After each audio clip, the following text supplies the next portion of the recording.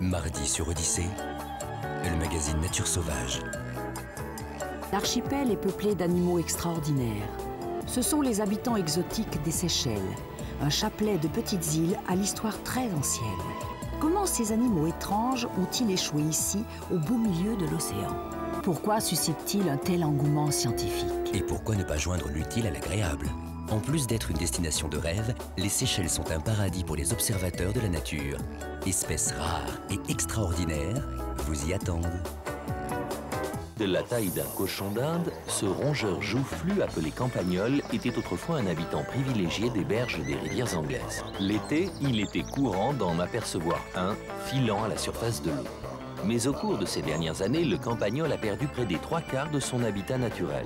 Il était une fois un rat des villes qui décida de s'offrir un week-end au grand air chez son cousin campagnol.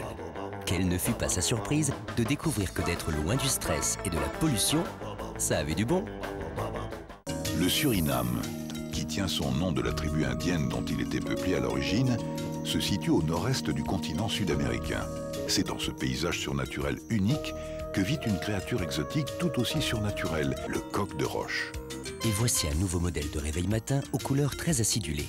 Pour la sonnerie, nous vous conseillons toutefois de le reprogrammer, car il est livré réglé sur l'heure du Suriname.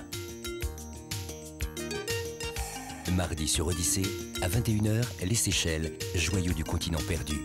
À 21h55, les Campagnols. À 22h25, le coq de roche du Suriname.